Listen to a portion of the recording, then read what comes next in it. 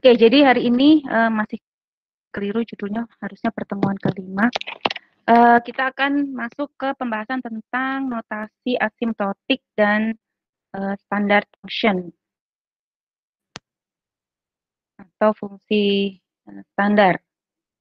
Jadi minggu lalu pada pembahasan tentang kerangka analisis dari algoritma, kita juga sudah melihat beberapa contoh algoritma ya, dan juga waktu running dari sebuah algoritma. Kemarin kita membahas tentang sequential search.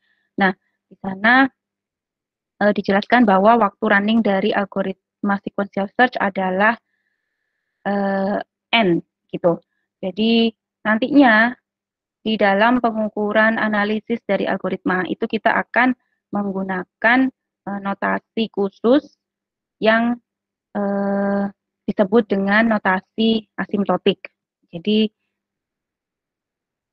beberapa poin penting dari pertemuan kuliah minggu lalu, antara lain bahwa diketahui derajat pertumbuhan dari running time sebuah algoritma itu menyatakan efisiensi dari algoritma, derajat pertumbuhan dari waktu running algoritma supaya algoritma kita dapat dikatakan selalu efisien. Jadi ada pengaruhnya antara derajat pertumbuhan dan efisiensi. Kemudian dengan membandingkan derajat pertumbuhan dari algoritma, jadi kita tahu bahwa algoritma A itu punya derajat pertumbuhan X, algoritma B itu punya derajat pertumbuhan Y. Kemudian bagaimana kita bisa menilai mana yang lebih baik kinerjanya, mana yang lebih efisien, algoritma A atau algoritma B, ya kita lihat dari derajat pertumbuhan masing-masing algoritma tersebut. Kita bisa menggunakannya untuk melakukan perbandingan performance atau kinerja dari algoritma. Lalu kita juga sudah melihat bahwa adanya konstanta, ya, nilai konstan, dan juga term yang berderajat lebih rendah, khususnya pada persamaan polinomial ya, misalkan 2n kuadrat ditambah 2n ditambah 1000 misalkan. Nah, bisa kita lihat di sini yang paling menentukan itu sebetulnya bukan pada term yang berderajat lebih rendah. Artinya kalau meskipun ada 2n kuadrat plus 100.000 n misalkan. Jadi walaupun ada konstanta 100.000, tetapi karena dia melekat pada term yang lebih rendah pangkatnya, maka itu juga bisa kita anggap diabaikan saja. Jadi bukan merupakan faktor utama penentu running time dari algoritma. Khususnya jika jumlah data yang harus diproses. Jadi kita tidak perlu terlalu memperhatikan besaran nilai konstanta dan juga yang berderajat lebih rendah. Kita hanya melihat yang derajat tertinggi saja. Nah, jika kita menghitung running time dari algoritma dengan melihat derajat pertumbuhan yang utama saja atau yang paling tinggi pangkatnya pada ukuran input yang cukup besar, maka dikatakan kita mempelajari efisiensi, istilahnya ya asimptotiknya itu di sini. Jadi kita hanya memperhatikan yang berderajat paling tinggi saja. Secara umum, algoritma yang memiliki asimptotik yang lebih efisien, dan kita tahu bahwa algoritma yang satu punya nilai yang lebih efisien asimptotiknya, maka dia akan merupakan pilihan yang tepat. Maksudnya di sini adalah algoritma yang lebih efisien, algoritma yang bisa memiliki waktu running yang lebih baik daripada yang satunya. Kecuali untuk ukuran input yang sangat kecil. Jadi asimptotik ini hanya akan berpengaruh, memberikan pengaruh yang besar jika ukuran datanya besar. Kalau hanya kecil atau sedikit, maka tidak akan terlalu terlihat eh, perbedaannya, ya, tidak ada perbedaan yang signifikan. Jadi kita selalu main pada jumlah data yang besar.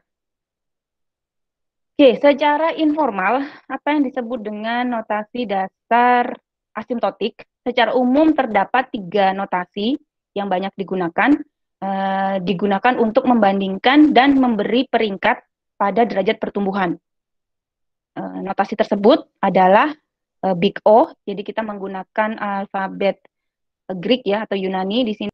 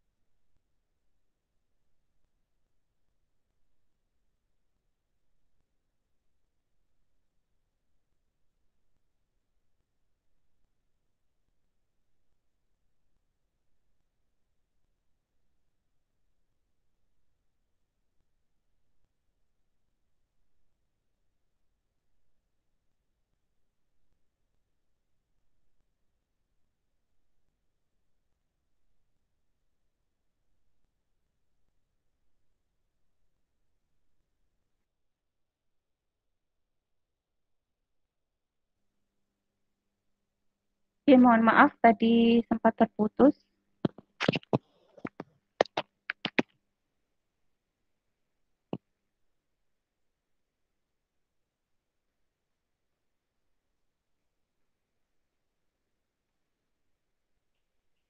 Tadi terakhir sampai slide berapa ya sebelum lepas?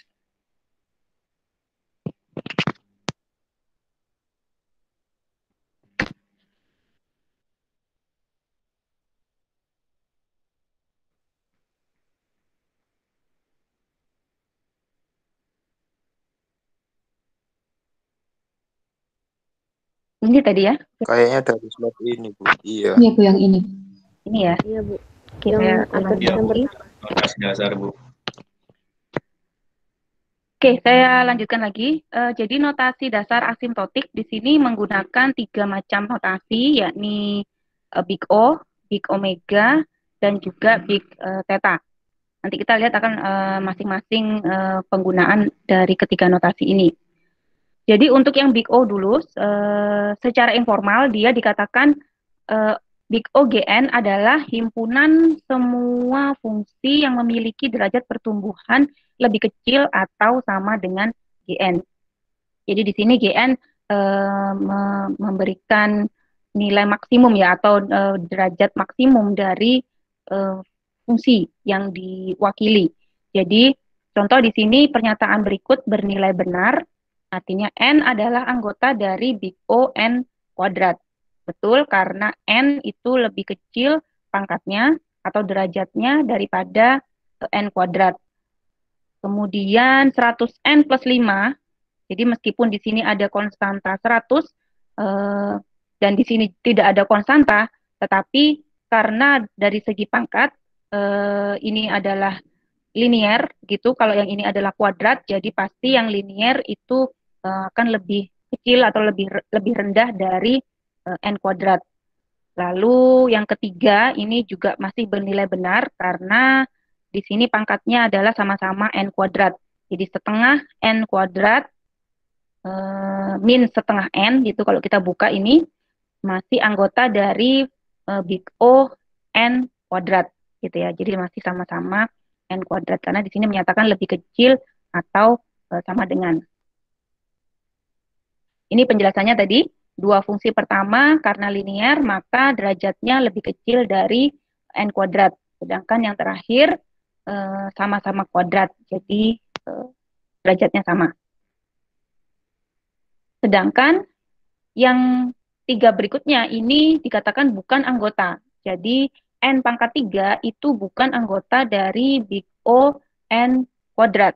Karena n pangkat 3 itu derajatnya lebih tinggi daripada n kuadrat. Sehingga bukan menggunakan atau tidak menggunakan notasi Big O. Nah tadi syaratnya adalah dia harus lebih kecil atau sama dengan. Begitu juga meskipun di sini konstantanya sangat kecil ya, 0,0001 n pangkat 3, tetapi karena ini pun sudah masuk ke n pangkat 3, maka dia juga tidak bisa atau bukan merupakan anggota dari n kuadrat. Lalu apalagi yang ini, karena di sini pangkat tertinggi adalah pangkat 4. Jadi kita bisa mengabaikan pangkat lain yang derajatnya lebih rendah ya, kita hanya ambil yang paling tinggi saja ya. Ini pangkat 4, jelas dia bukan anggota dari Big O n kuadrat. Ini penjelasannya, dua fungsi pertama adalah kubik, derajatnya lebih besar, dan apalagi yang ketiga juga merupakan pangkat 4.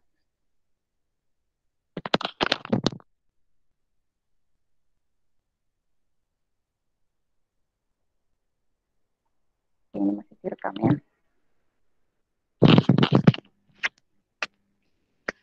Oke, itu tadi secara informal. Nah, secara formal bagaimana? Kalau menggunakan notasi atau definisi dari matematika, maka notasi Big O itu dapat dituliskan sebagai Big O GN itu adalah Fn jika terdapat konstanta positif C, jadi ada konstanta dan juga nilai awal atau N0, sedemikian hingga eh, 0 lebih kecil sama dengan Fn. Fn itu tadi yang di sisi kiri ya, di sisi kiri.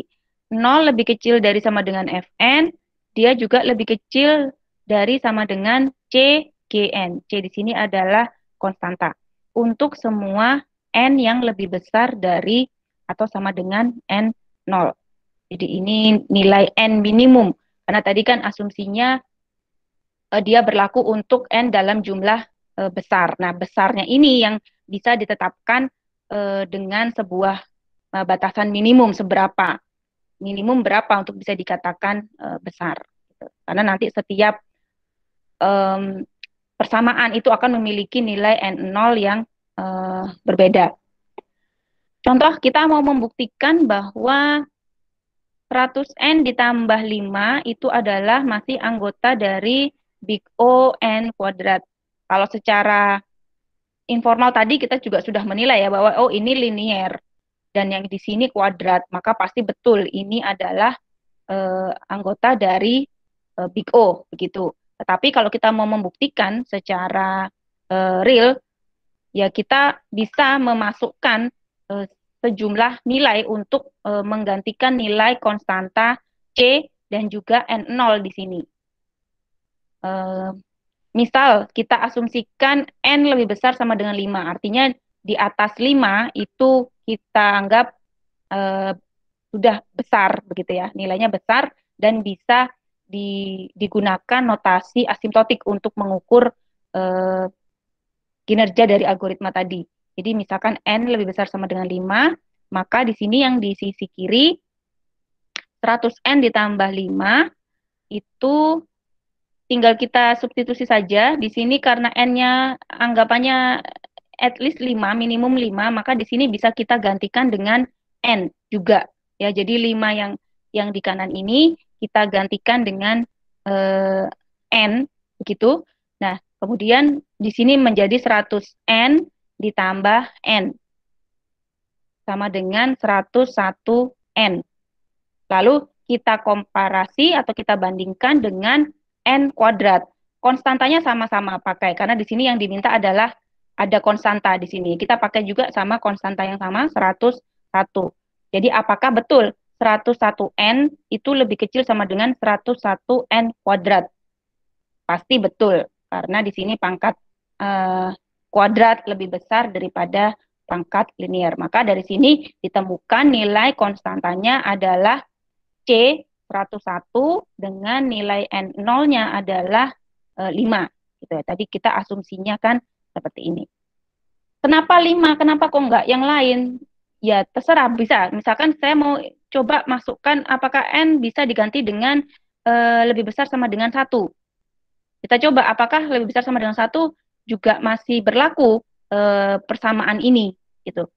Jadi kita masukkan 100N ditambah 5 itu lebih kecil sama dengan 100N ditambah 5 dikali N. Maksudnya di sini N-nya kan tadi mau kita substitusi dengan 1. Ya, jadi kan ini tidak mengubah nilai pertidaksamaan ini. Ya, jadi minimum kan seperti ini. Kalau N-nya 1. Ya, apalagi kalau N-nya 2, pasti yang di sebelah kanan ini akan lebih besar daripada yang di sebelah kiri. Maka ini masih berlaku pertidaksamaan ini. Untuk N lebih besar sama dengan 1, bisa kita tuliskan seperti ini. Jadi 100N ditambah 5N ini menjadi 105N.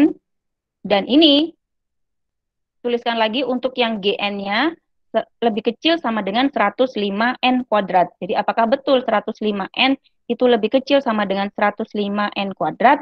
Ya, betul. Karena ini pangkatnya juga lebih besar yang di sebelah kanan. Dengan konstanta yang sama 105, yang satunya N, yang satunya N kuadrat, maka pasti yang di sebelah kanan ini yang lebih besar. Dari sini bisa kita simpulkan untuk pertidaksamaan ini, nilai C-nya adalah 105 dan N0-nya adalah 1. Jadi untuk N lebih besar sama dengan 1 pun persamaan ini adalah juga masih berlaku gitu. Nah, ini gambaran atau visualisasi sebuah kaitan antara fungsi Fn dan Gn, di mana Fn itu adalah big O Gn. Jadi kita tahu tadi Gn itu atau big O Gn itu berarti dia himpunan semua fungsi yang lebih kecil atau sama dengan, kan begitu. Jadi ibaratnya di sini Gn-nya ini adalah fungsi yang di atas, kemudian Fn-nya itu adalah fungsi yang di bawah. Jadi Fn tidak akan pernah melampaui Gn untuk supaya dia bisa dikatakan big O Gn. Jadi Gn dikatakan O Gn memberikan batas atas fungsi.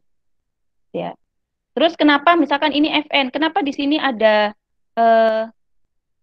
bentuk yang terkadang di atasnya dengan di bawahnya, naik lagi di atasnya dan turun. Nah, ini yang kita sebut tadi pendefinisian N0. Dia persamaan itu berlaku akan selalu Fn akan selalu berada di bawah Gn ketika nilai N-nya itu setidaknya mulai pada titik ini gitu. Jadi untuk yang sebelumnya mungkin masih bervariasi karena jumlah input N-nya masih dikatakan uh, bisa tidak sama ya untuk memenuhi persamaan Gn ini gitu. Jadi kita anggap ini ya sudahlah, nggak usah kita perhatikan karena ini masih berfluktuasi, tetapi pada titik setelah titik N0 itu nilai Fn akan statis atau stabil selalu di bawah Gn. Maka dari ini bisa kita katakan Fn sama dengan big O Gn gitu. Big O notation memberikan batas atas dari fungsi Fn. Itu adalah visualisasi dari fungsi Gn dan juga Fn. Intinya itu sebetulnya batas atas kalau big O. Selanjutnya kita lihat yang big omega. Jadi nanti ini tinggal main saja lebih besar, lebih kecil, atau sama. Sebetulnya intinya cuma 3 itu saja.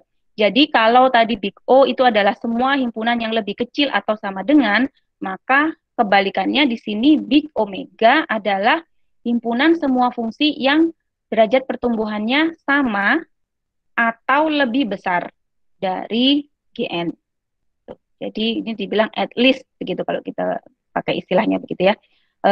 Setidaknya sama atau boleh juga lebih besar daripada Gn.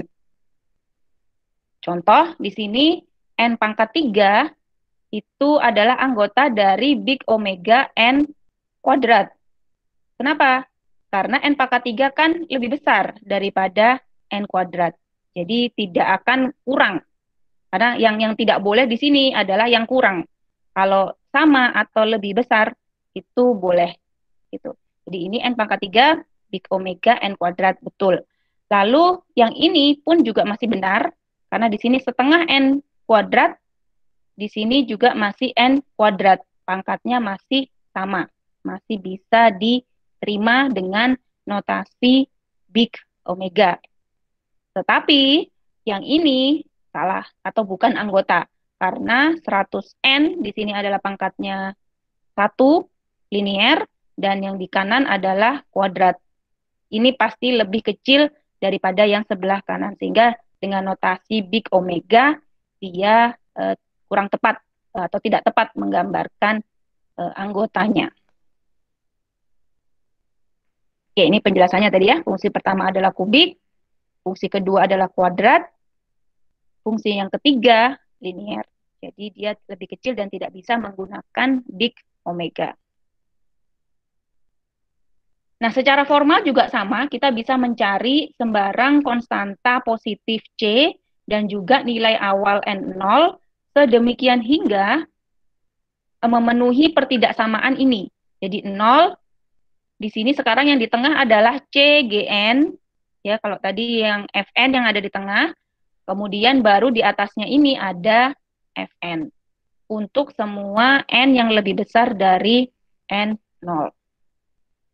Bukti formal dari N pangkat 3 kita sebut sebagai anggota dari big omega N kuadrat, maka tinggal kita tuliskan saja seperti ini. Ya, ini kan GN-nya di sebelah kiri, Fn-nya sebelah kanan. Kalau mau kita balik, berarti ini kan menjadi Fn, gitu ya. Ini Fn-nya, dan yang ini GN-nya. Maka tanda pertidaksamaannya pun dibalik. Karena ini yang Fn yang di sebelah kiri, gitu ya. N pangkat 3 itu lebih besar sama dengan N kuadrat. Ini berlaku untuk semua N yang lebih besar dari 0. Maka dari sini bisa kita tetapkan nilai untuk C-nya, konstantanya, itu 1, ya. Sisi kiri dan sisi kanan sama-sama 1 konstantanya. Dan mulai N 0-nya adalah 0. Justru di sini ya. Sejak N0 sama dengan 0, nilai N pangkat 3 itu akan lebih besar sama dengan N pangkat 2. Kalau kita gambarkan dengan grafik, keterkaitan antara fungsi Fn dan Gn, di mana Fn itu adalah big omega dari Gn, maka sekarang kondisinya dibalik. Yang Fn sekarang ada di atas daripada Gn. Itu karena tadi Gn itu dikatakan memberikan batas bawah sebuah fungsi Fn. Fn tidak akan pernah lebih kecil daripada Gn di saat N mulai N0. Syaratnya itu tadi ya. Jadi boleh saja, misalkan pada suatu saat dia lebih tinggi, kemudian pernah turun. Ini artinya belum mencapai kondisi yang stabil begitu. Tetapi sejak N sama dengan N0, maka nilai Fn itu konstan selalu lebih tinggi daripada Gn. Jadi di sini setelah titik ini, maka kita bisa sebut Fn adalah big omega dari Gn. Jadi big O itu memberikan batas atas dari fungsi, lalu big omega memberikan batas bawah, maka satu lagi big theta dia memberikan batas atas dan bawah. Jadi ibaratnya akan lebih ketat begitu ya. Kalau big O tadi kan mana tadi big O secara gambar, yang penting dia lebih kecil. Ya, Fn selalu lebih kecil daripada Gn. Sekecil apa? Terserah. Mau grafiknya agak mepet si Gn boleh, agak setengah di bawahnya, atau yang paling bawah mepet sumbu. N ini juga boleh, artinya tidak ada batasan dia mau sekecil apa di sini. Yang penting atasnya tidak melebihi Gn. Itu saja syaratnya untuk big O. Sama halnya dengan big omega. Dia hanya memberikan batas bawah. Yang Fn yang penting dia di atasnya Gn. Mau agak mepet ke Gn, agak ke atas, atau paling tinggi di atas pun sampai tembus ke layar misalkan. Tidak masalah, yang penting tidak pernah di bawahnya Gn. Gitu ya. Jadi kalau big omega hanya konstan pada batas bawah. Nah, sedangkan kalau big theta di sini dia memberikan batasan yang lebih ketat, di mana dia harus memiliki derajat yang sama. Gitu. Jadi dia memberikan batas atas dan bawah. Jadi semua fungsi kuadrat, jika A-nya lebih besar dari 0, maka dia termasuk big theta n kuadrat ya, karena derajatnya sama. Selama konstantanya A itu lebih besar dari 0. Begitu juga n kuadrat tapi dipasangkan dengan yang lainnya gitu ya. Term lain yang lebih rendah, relatif lebih bisa dikatakan lebih rendah daripada n kuadrat ya.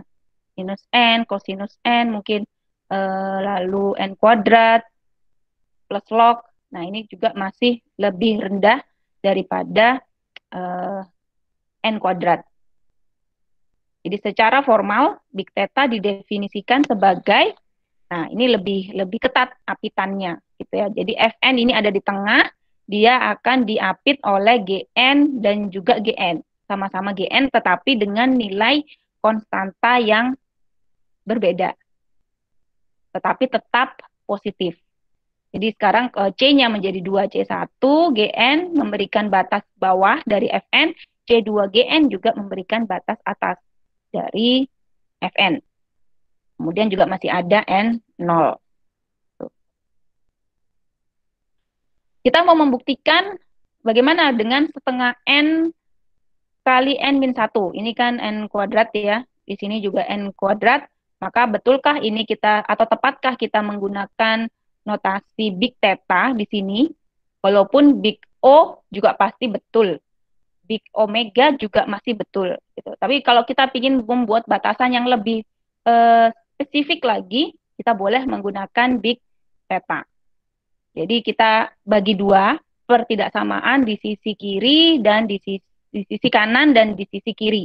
Di sisi kanan itu yang sebelah sini ya, di mana Fn itu lebih kecil sama dengan C2GN itu ya. Jadi ini Fn-nya lebih kecil sama dengan Gn ya, dengan ketemu konstantanya adalah tengah. Ya, karena kita beranggapan ini derajat yang paling tinggi. Jadi konstanta C2-nya ketemu tengah. Ini yang untuk sisi kanan. Lalu yang untuk sisi kiri, yang ini, C1GN lebih kecil sama dengan Fn. Nah, ini kita balik ya. Karena kita ingin Fn-nya ditulis di sebelah kiri. Berarti ini Fn-nya kita tulis di sebelah kiri, lalu tandanya juga ikut dibalik dengan N kuadrat. Ketemu, kita menemukan misalkan sebuah konstanta adalah 1/4 untuk N lebih besar sama dengan 2. Jadi untuk yang tadi, yang pertama, pertidaksamaan di sisi kanan, ketemu N-nya lebih besar sama dengan 0. Untuk yang pertidaksamaan sebelah kiri, ketemu N-nya lebih besar sama dengan 2. Jadi ini nanti yang menjadikan batas nilai N0-nya tadi ya, titik di mana Fn itu ada di antara 2 Gn tadi. Dengan nilai C1 dan C2-nya 1/4 dan setengah. Sehingga pertidaksamaan ini terpenuhi. Gambar visualisasi antara Gn dengan Fn jadinya seperti ini. Gitu. Jadi Fn ini sekarang akan lebih ketat dikawal oleh kedua Gn. Jadi untuk memastikan bahwa Fn ini tidak jatuh ke bawah mengurangi atau lebih rendah daripada C1GN dan juga tidak akan pernah lebih di atasnya dari C2GN. Jadi selalu diapit gitu ya, selalu stabil di antara kedua fungsi ini. Maka big theta memberikan batas atas dan juga batas bawah dari fungsi Fn.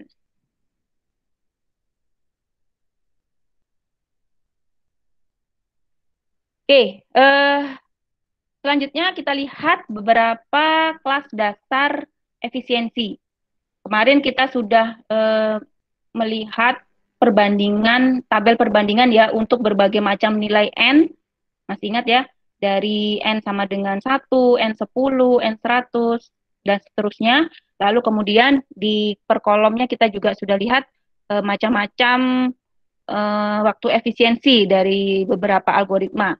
Mulai dari yang N, lalu N kuadrat, N log N, dan seterusnya sampai pada N faktorial gitu ya.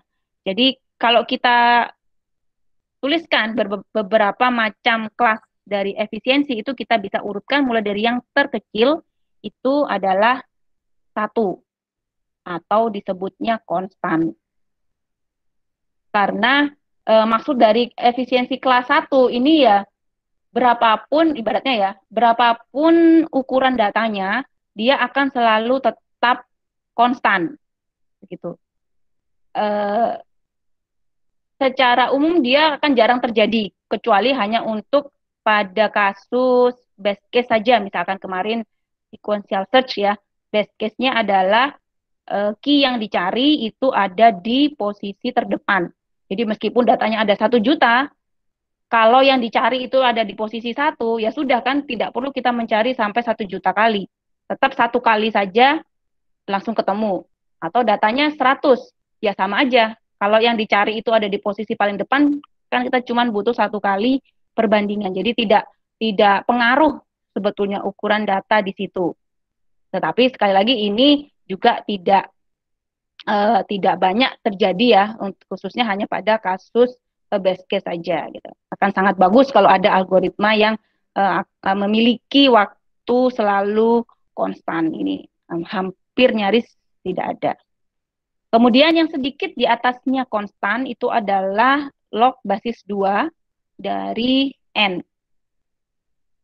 Jadi ini dikatakan masih lebih rendah daripada linear. Kemarin kita lihat contoh sequential search itu memiliki waktu running yang linear. Nah, ini yang lebih rendah lagi dari linear tadi, disebut logaritmik. Nah, biasanya algoritma yang punya kelas efisiensi log n itu algoritma yang cara kerjanya adalah mengurangi ukuran permasalahan oleh faktor konstanta pada setiap iterasi. Contohnya adalah binary search. Tahu ya, algoritma binary search kita mencari bukan sequential. Kalau sequential kan urut dari depan ke belakang kita cari satu-satu. Tetapi kalau binary search kita mencarinya dari tengah. Tapi itu pun ada syarat bahwa datanya sudah terurut dulu. Jadi datanya terurut dulu, kita start dari tengah. Lalu kita bandingkan dengan key yang mau kita cari. Apakah lebih kecil atau lebih besar? Kalau lebih kecil berarti kita hanya akan mencari di separuh kiri, gitu kan? Yang separuh kanan ibaratnya kan nggak perlu kita cari, pasti nggak akan ketemu di sisi situ. Nah ini berarti kan ukuran permasalahan sudah berkurang tengah. Begitu juga nanti yang di separuh kiri kita bandingkan lagi dengan tengahnya, lebih kecil atau lebih besar.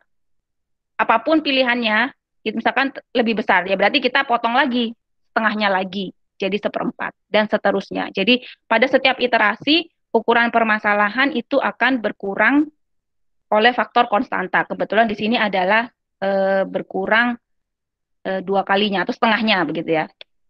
Walaupun tidak, nanti ada beberapa algoritma lain yang tidak harus setengah, bisa sepertiga, dan sebagainya. Jadi yang seperti itu masuk kategori log n. Ini juga masih dikatakan efisien, sangat efisien ya, cara kerja yang seperti ini. Kemudian di atasnya lagi tadi kita sudah lihat n ya, secara kelas dia setara dengan jumlah datanya, itu pertumbuhannya sebanding dengan jumlah datanya. Jadi algoritma yang membaca list berukuran n, misalkan sequential search, itu termasuk kategori ini. Kemudian sedikit lagi di atas itu ada n log n. Beberapa algoritma yang menggunakan teknik divide and conquer. Ini akan kita lihat di beberapa pertemuan mendatang. Teknik desain algoritma itu dengan cara divide and conquer. Misalkan contohnya adalah algoritma sorting, merge sort, dan juga quick sort. Di mana dia cara kerjanya mirip ya, dibagi dua. Tetapi bedanya dengan yang binary search, kalau binary search kan setelah dibagi dua, setengahnya praktis tidak terpakai. Tetapi kalau yang merge sort, meskipun dibagi dua kan nanti tetap dikerjakan sebelah kiri dan sebelah kanan nanti akan ada hasil gabungan. Nah itu memang agak beda dengan yang log n ini. Jadi dia agak lebih banyak ya operasinya sehingga dia masuknya di n log n. Begitu juga quick sort. Dia juga menetapkan pivot point gitu ya. Pivot point untuk menjadi titik bagi dari data yang akan di sorting. Jadi itu semua masuk ke n log n. Makin naik lagi ada n kuadrat, ini fungsi kuadrat umumnya, ini juga mudah dikenali, efisiensi dari algoritma yang memiliki loop bersarang tingkat 2. Jadi ada loop for, di dalam loop for misalkan, jadi bersarangnya 2 kali begitu, maka yang seperti ini, apalagi kalau loop for-nya itu full ya, loop-nya mulai dari 1 sampai n sebanyak jumlah datanya. Begitu juga nested-nya mulai dari 1 sampai n. Jadi lengkap, maka itu tinggal dikuadratkan. Jadi semakin dalam loop for-nya itu tinggal kita pangkatkan saja. Jadi kalau loop-nya 2 biasanya langsung jadi pangkat 2. Kalau loop-nya 3 langsung jadi pangkat 3. Loop-nya ada 4 bersarang jadi pangkat 4 dan seterusnya. Itu lebih mudah mengenalinya kalau menggunakan for. Kalau while, nah itu kasus yang lain lagi karena while itu kan tidak bisa diprediksi ya jumlah iterasinya berapa. Yang penting selama dia masih true, dia akan terus dikerjakan. Nah, ini akan sedikit berbeda hitungannya dengan loop for. Jadi n kuadrat, operasi matriks ya, penjumlahan matriks, pengurangan matriks, perkalian dengan skalar, misalkan itu adalah termasuk algoritma yang waktu efisiensinya atau kelas efisiensinya adalah n kuadrat. Lalu yang lebih tinggi lagi n pangkat 3 itu perkalian matriks ya, karena ada loop for rangkap 3 di dalam ya, I, J, K biasanya begitu. Maka itu termasuk kategori n pangkat 3. N pangkat 4, N pangkat 5 itu ya masih pasti akan ada di antara ini ya, antara N pangkat 3 dan yang lebih tinggi lagi kelasnya itu 2 pangkat N atau eksponensial. Biasanya algoritma yang punya efisiensi seperti ini adalah algoritma yang membuat semua subhimpunan dari N elemen himpunan. Seperti kemarin tugas pertama atau kedua ya, Anda diminta untuk membuat himpunan bagian ya dari sebuah himpunan. Jadi ada himpunan dengan 5 elemen, Anda diminta untuk menghasilkan himpunan bagian dari himpunan tersebut. Mulai dari yang berukuran 1 ya.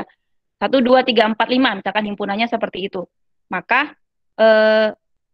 himpunan bagiannya kan yang full isinya 5 elemen, kemudian bisa kita buat yang isinya 1 elemen dulu, ya himpunan 1, himpunan 2, himpunan 3, himpunan 4, himpunan 5, itu yang isinya 1 elemen. Yang isinya 2 elemen, 1, 2, 1, 3, 1, 4, 1, 5, 2, 3, 2, 4, 2, 5, dan seterusnya. Yang isinya 3 elemen, 1, 2, 3, 1, 3, 4, 1, 3, 5, dan seterusnya. Ya, ada berapa banyak?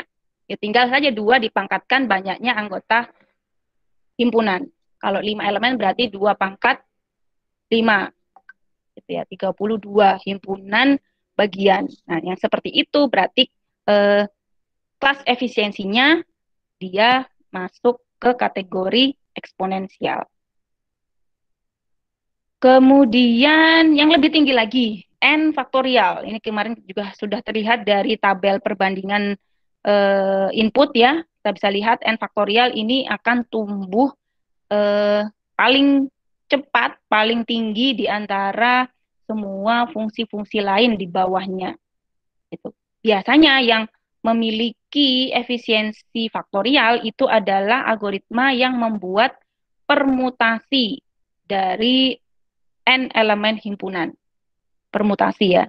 Jadi kalau tadi subhimpunan hanya melist saja, jadi 1, 2, 3 itu kan sama dengan 2, 3, 1. Kan yang penting isinya cuma 3 elemen itu aja. Tetapi kalau permutasi 1, 2, 3 dengan 2, 3, 1 dengan 3, 1, 2 itu kan sudah bagian yang berbeda. Nah, itu kan lebih banyak lagi jumlahnya pastinya.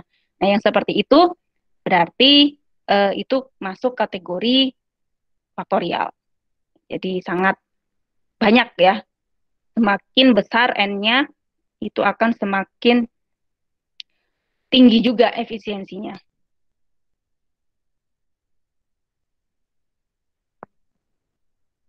Oke, kita lanjut ke beberapa notasi standar dan fungsi umum. Ini beberapa istilah saja sebetulnya. Jadi sebuah fungsi n, fn, ya, jadi supaya ada istilah monotonicity atau kemonotonan begitu. Sebuah fungsi dikatakan menaik secara monoton atau monotonically increasing jika untuk m yang lebih kecil dari n maka nilai f-nya juga selalu lebih kecil. Berarti kan searah begitu ya. M-nya makin besar, N-nya makin besar, maka nilai F-nya juga mengikuti. Semakin besar FM lebih kecil daripada FN. Jadi katakan menaik secara monoton. Sebaliknya, jika ternyata semakin besar M, ternyata fungsi F-nya menjadi semakin kecil, maka itu dikatakan menurun secara monoton atau monotonically decreasing. Lalu istilah floor dan ceiling. Jadi kalau floor itu adalah pembulatan ke bawah, jadi lantai begitu ya, dibulatkan ke bawah, lawannya adalah ceiling atau atap, langit-langit, maka dibulatkan ke atas. Notasinya menggunakan tanda siku seperti ini. Ya, ini berarti dibulatkan ke bawah, sedangkan kalau sikunya di atas berarti ini dibulatkan ke atas. Yang memenuhi pertidaksamaan seperti ini. Nilai X di sini, maka dia lebih besar atau sama dengan X yang dibulatkan ke bawah, dia lebih kecil sama dengan X yang dibulatkan ke atas, tetapi akan selalu lebih kecil daripada X plus 1. Dan dia juga akan selalu lebih besar daripada X min 1. Misal, saya punya angka 4,27 X-nya. Berarti kalau dia dibulatkan ke bawah, dia menjadi nilainya 4. Ya. Kalau dia dibulatkan ke atas, dia menjadi 5. Itu. Ini untuk pembulatan ke bawah dan pembulatan ke atas. Sedangkan yang X min 1, berarti ya ini tinggal ini dikurangi 1 menjadi 3,27.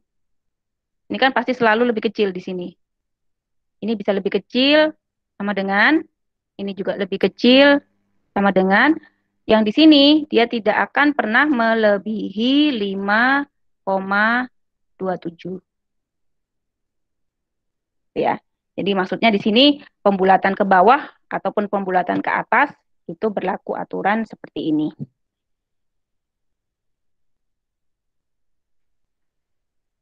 Aritmetik modular. Jadi pembagian dengan menggunakan mod. Untuk sembarang integer, saya rasa ini juga sudah tahu ya definisinya. Sembarang integer A dan integer positif N, maka A mod N adalah mencari sisa dari hasil pembagian. Tuh. Kalau kita selesaikan dengan cara pembulatan ke bawah tadi, jadi sebetulnya A mod N itu adalah A dikurangi A dibagi N yang dibulatkan ke bawah dikalikan dengan N. Tapi kalau sekarang kan di kalkulator maupun di bahasa pemrograman sudah menyediakan operator langsung untuk melakukan mod ya. Jadi tidak perlu lagi menggunakan cara perhitungan yang agak panjang seperti ini. Kemudian polinomial. Istilah polinomial ini adalah merujuk pada persamaan dengan derajat n begitu, dari polinomial dari n berderajat d adalah sebuah fungsi dalam bentuk ya penjumlahan ya 2x kuadrat atau 2n kuadrat plus 3n plus 5. Misalkan itu adalah sebuah polinomial n berderajat 2. Misalkan ya pangkatnya menunjukkan pangkat tertinggi. Itu yang namanya polinomial. Lalu eksponensial, tadi yang sudah disampaikan bahwa ini adalah bilangan 2 pangkat N, 3 pangkat N, 4 pangkat N, itu semua kategorinya eksponensial. Eksponensial itu pertumbuhannya sangat cepat ya. Ini diilustrasikan kalau kita mau menggambar atau memplot fungsi eksponensial di papan tulis itu sudah langsung cepat mencapai atas bagian atas dari papan, bahkan mungkin sampai tembus ke atas gitu, saking cepatnya pertumbuhan dari eksponensial. Jadi untuk semua bilangan real di mana A lebih besar dari 0, maka ini beberapa aturan yang berlaku untuk bilangan berpangkat ya. Rasa ini juga sudah cukup jelas. A pangkat 0 adalah 1, A pangkat 1 adalah A pangkat min 1 itu seper A. Kalau ada pangkat double seperti ini berarti itu dikalikan. Boleh juga dipertukarkan seperti ini pangkatnya. Tetapi kalau pangkatnya jajar begini, A pangkat M dikali A pangkat N itu menjadi pangkatnya dijumlahkan. Ya, ini beberapa aturan untuk bilangan eksponensial. Logaritma jadi log, begitu. Kalau istilahnya log LG N itu berarti merujuk ke log basis 2. Kemudian kalau ln ya ln dari n itu merujuk ke logaritma natural dengan bilangan natural ya, log basis E. Kemudian log pangkat K dari sebuah bilangan n itu berarti sama dengan log n dipangkatkan K. Kemudian log n artinya ya setelah dilogkan kembali. Itu aja ya, tinggal dibuat kurung pemisahnya. Lalu beberapa persamaan lain yang berkaitan dengan log, ya ini log dari A kali B itu sama dengan log dari A ditambah log dari B dengan basis yang sama. Log B A pangkat N itu sama dengan N-nya bisa turun ke bawah menjadi N log B dari A. Kemudian log B dari A itu adalah log C dari A dibagi log C dari B dan seterusnya. Ini beberapa persamaan untuk bilangan logaritma. Selanjutnya adalah penjelasan tentang turunan dan limit. Ini sengaja saya masukkan karena ini adalah salah satu bagian penting di mana ketika kita akan membandingkan derajat pertumbuhan dari algoritma, kita bisa memutuskan apakah satu algoritma itu memiliki derajat pertumbuhan yang lebih kecil daripada algoritma yang lain. Kita bisa hitung berdasarkan nilai limitnya. Gitu. Jadi saya memang ambil bagian kecil saja dari matematika atau kalkulus di sini yang berkaitan langsung dengan derajat perhitungan derajat pertumbuhan. Beberapa persamaan dari turunan dan juga limit di sini, misalkan ada sebuah fungsi y sama dengan log x begitu, maka turunan dari y ya, y aksen ini kan berarti turunan dari y itu berarti menjadi seper x log a dari e.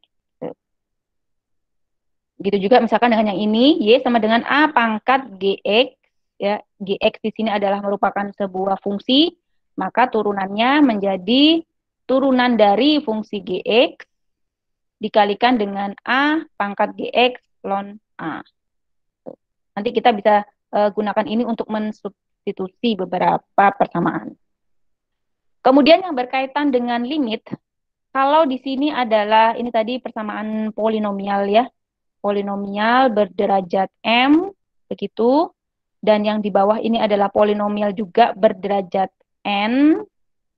Maka limit dari X menuju tak hingga dari kedua persamaan polinomial ini, kalau kita bandingkan seperti ini, itu adalah L. Di mana jika M-nya, jadi kita lihat saja pangkat terbesarnya di sini, kalau pangkat M itu lebih kecil dari pangkatnya N, maka nilai L-nya adalah 0. Kalau pangkatnya sama, maka L-nya adalah A per P.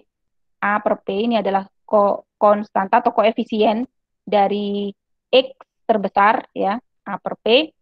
Kemudian kalau M lebih besar dari N, maka nilai L-nya menjadi A hingga.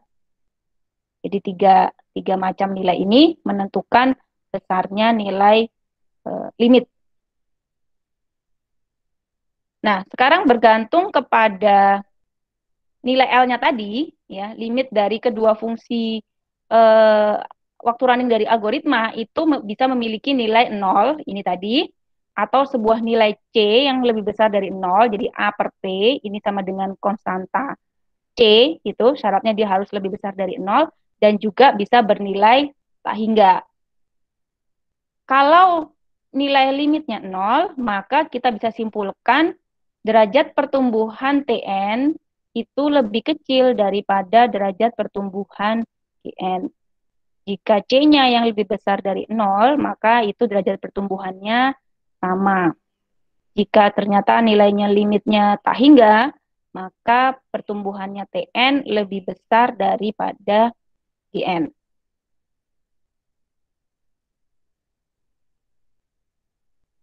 Lalu ini aturan L'Hopital, salah saya bagian dari kalkulus ya, L'Hopital rule, limit dari kedua fungsi itu sama dengan limit dari turunannya, begitu.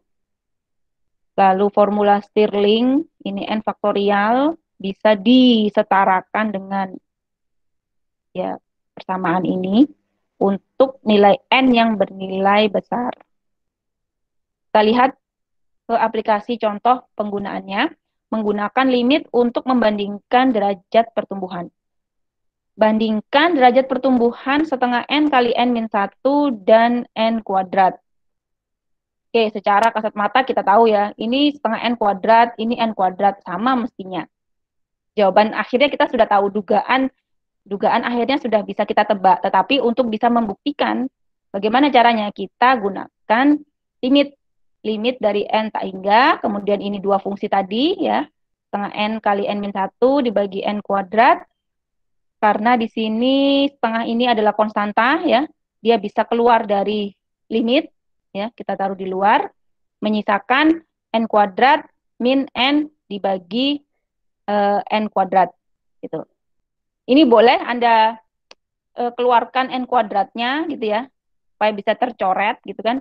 N kuadrat dicoret, menyisakan 1 min 1 n, atau Anda bisa juga menggunakan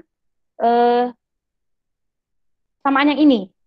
Karena itu kan tadi sudah bentuk persamaan polinomial ya, n kuadrat min n. Yang di sini n kuadrat, berarti kan ini koefisiennya 1, yang di bawah ini juga 1, lalu pangkatnya juga sama-sama 2. Nah, dari situ berarti memenuhi yang ini, yang kedua ya. Jika pangkat M sama dengan pangkat N, maka nilai L-nya adalah A per P. A per P, kalau di sini berarti 1/1. Gitu ya. Jadi nilai limit untuk yang ini nilainya adalah 1, maka 1 dikalikan setengah, hasilnya setengah. Tuh. Lalu dari situ kita bisa cek lagi ke sini. Hasilnya setengah, berarti dia masuk yang mana? Masuk yang kedua. Nilai C lebih besar dari 0, maka derajat pertumbuhan Tn itu sama dengan Gn. Maka kedua fungsi memiliki derajat pertumbuhan yang sama. Dari situ bisa kita tuliskan setengah n kali n min 1 itu adalah anggota dari big theta. Ingat ini tadi, big theta itu memberikan batas atas dan bawah ya, ketat. Karena ini sudah pasti sama, ya sudah kita gunakan saja langsung big theta supaya lebih persis ya, persis hasilnya. Big theta n kuadrat. Tuh. Contoh kedua, kalau tadi mungkin bisa langsung terlihat samanya, kalau ini mungkin kita masih agak mikir, kira-kira besaran mana? Karena yang dibandingkan adalah log n dengan akar n. Ya, di mana posisinya akar n itu terhadap log n? Apakah dia lebih kecil atau lebih besar atau mungkin sama? Bisa jadi.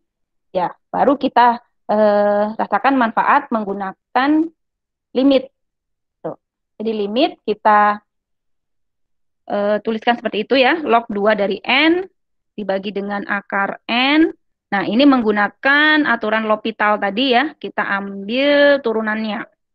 Jadi log 2 dari n, kita cari turunannya, begitu juga dengan akar n, kita turunkan turunan dari log 2n ini tadi, ya, menggunakan rumus yang ini, yang pertama, log A dari X, turunannya adalah 1/X log A dari E. Nih. Yang ini, kemudian untuk yang akar N itu kan Kalau akar itu kan berarti pangkat setengah ya. Jadi N pangkat setengah. N pangkat setengah. Kalau diturunkan, Y sama dengan N pangkat setengah, maka Y aksen, ini sama dengan pangkatnya turun ya, setengah N. Terus di sini kan pangkatnya berkurang satu. Ya, setengah N dikali N pangkat setengah min satu, atau menjadi pangkat min setengah. Nah, ini sama dengan 1/2 akar N. Gitu. 1/2 akar N. Lalu dari sini kita bisa cari, kelihatannya kok pusing banget, banyak persamaan matematika. Di sini manakah yang nilainya konstan? Kita bisa cari yang nilainya konstan itu adalah yang log 2 dari E. Ini kan tidak ada kaitannya dengan N ya, maka pasti nilainya konstan. Begitu juga nilai setengah yang ada di bawah ini. Ya, ini kan setengah ada di bawah, bisa kita keluarkan sebetulnya dari dalam limit ya. Tidak pengaruh dia dengan N-nya. Yang pengaruh adalah yang akar N-nya ini. Jadi 1/2 itu kita keluarkan naik menjadi 2, lalu ditambah dengan log 2E menjadi ini. Nah, sisa yang di dalam, ya ini tinggal kita balik saja sekarang, tukar tempat ya. Daripada di atas dia jadi 1/, yang di bawah juga jadi 1/, ya kita balik aja. Jadi akar N dibagi N. Dari sini kita juga bisa langsung menggunakan polinomial tadi ya. N pangkat setengah, itu kan? Akar N kan N pangkat setengah dibagi N. Oke, dari sini tadi kita bisa pakai yang tadi ini setengah, yang ini pangkat N. Berarti berlaku yang ini ya. Jika M-nya lebih kecil daripada N, maka hasil limitnya adalah 0. Maka ini limitnya adalah 0. 0 dikali 2 log 2E hasilnya 0. Itu karena nilai limitnya 0, maka yang kena aturannya adalah yang pertama. Derajat pertumbuhan dari Tn itu lebih kecil daripada Gn. Ya, jadi Tn tadi yang di atas kan log 2N, berarti dia lebih kecil daripada akar N. Oh, dengan kata lain, kalau kita menggunakan notasi asimtotik big O, maka log 2N itu adalah big O dari akar N. Artinya akar N memberikan batas atas dari log 2. Log N. Log 2 dari N.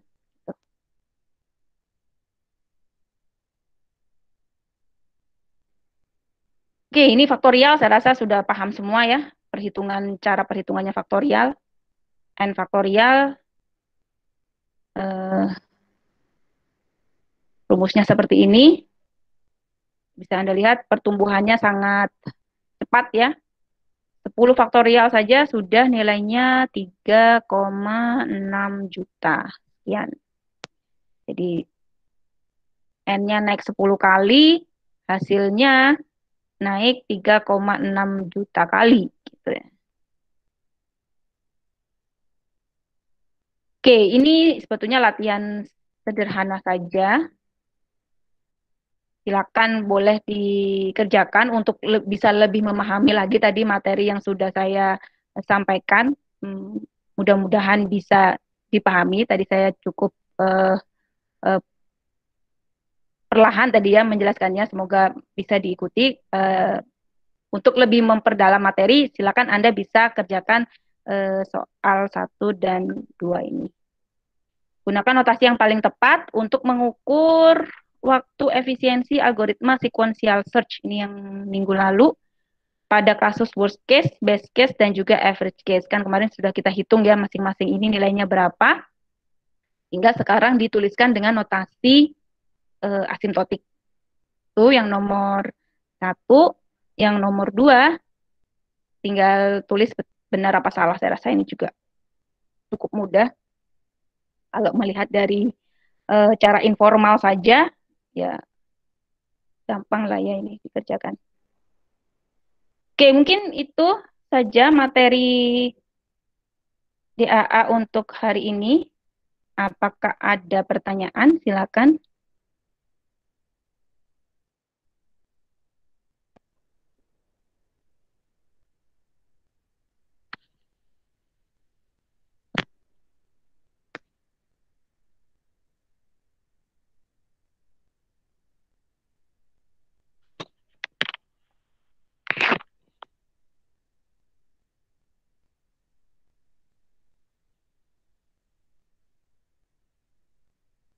Apa sudah jelas semua tadi materinya?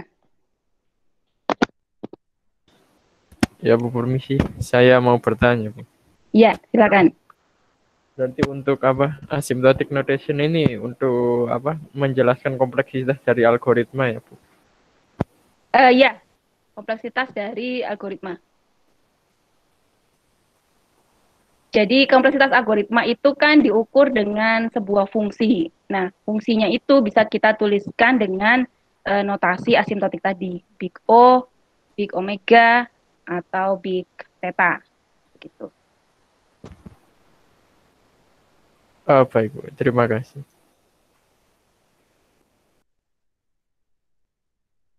Biasanya memang yang paling banyak digunakan itu big O ya. Rata-rata kalau awam begitu ya, tidak terlalu detail perhitungannya. Biasanya orang hanya ingin tahu saja seberapa efisien algoritma Anda. Oh, ini big O n pangkat 3 misalkan. Anda bisa bilang seperti itu. Berarti efisiensi dari algoritma Anda ya maksimum itu adalah n pangkat 3 karena Anda bisa mengenali ada operasi dasar yang dikerjakan di dalam loop rangkap 3 misalnya begitu.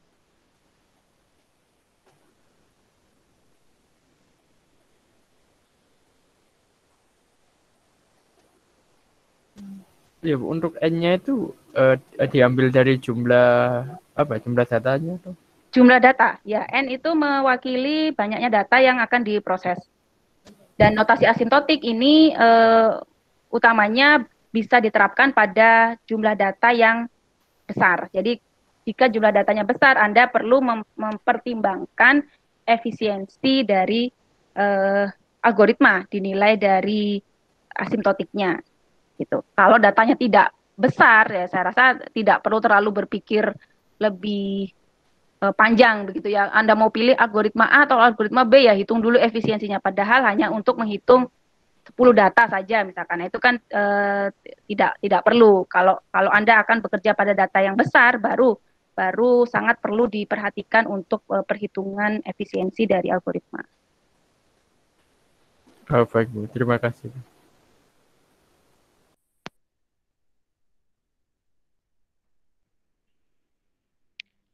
Ya, silakan mungkin kalau ada pertanyaan yang lain.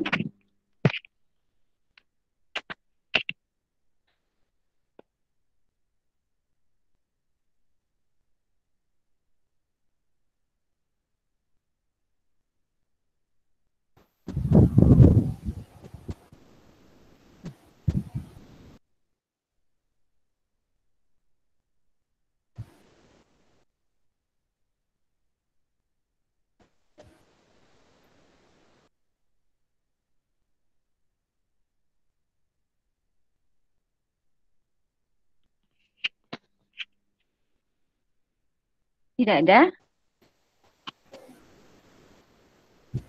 Kalau memang belum ada atau tidak ada, kuliah bisa saya akhiri sekarang. Belum ada tugas sebenarnya, tapi silakan tadi soal latihan bisa coba dikerjakan untuk pengayaan materi. Nanti minggu depan kita akan masuk ke analisis dari sejumlah algoritma. Kita mulai dari algoritma yang non-rekursif dulu. Jadi ada beberapa contoh algoritma non-rekursif atau yang iteratif ya, loop biasa begitu. Nanti kita akan hitung bagaimana cara mengukur efisiensi dari algoritma-algoritma tersebut. Ada beberapa contoh algoritma. Sebetulnya slide-nya saya bagi ke dalam 2 kali pertemuan sih. Jadi pertemuan pertama 3 algoritma, pertemuan kedua juga 3 algoritma. Cuman saya pikir kalau memang memungkinkan itu bisa saya gabung saja begitu dalam satu kali pertemuan ya. Nanti minggu depan kan saya buat dalam bentuk video saja. Jadi mudah-mudahan kalau memungkinkan saya kompres saja dua bagian tadi menjadi satu pertemuan supaya nanti di bagian belakang kita bisa lihat ke contoh-contoh algoritma materi untuk DAA sebetulnya ya, seperti yang saya janjikan di awal pertemuan itu ada dynamic programming, kemudian yang lainnya tuh saya rasa konsep yang cukup penting, tapi kalaupun nanti pun tidak nutut sampai di situ ya bisa Anda pelajari sendiri, walaupun agak juga ya, seperti materinya cukup berat untuk dynamic programming. Tapi nah, kita lihat dulu yang untuk minggu depan, kita lihat ke analisis yang non rekursif, setelah itu kita bisa lihat yang rekursif. Jadi paling tidak ada dua macam algoritma yang akan kita analisis. Oke, tidak ada pertanyaan. Baiklah, saya akhiri sekarang untuk kuliah desain analisis algoritma. Terima kasih. Oh ya, sebentar. Saya lupa absensinya belum saya buka.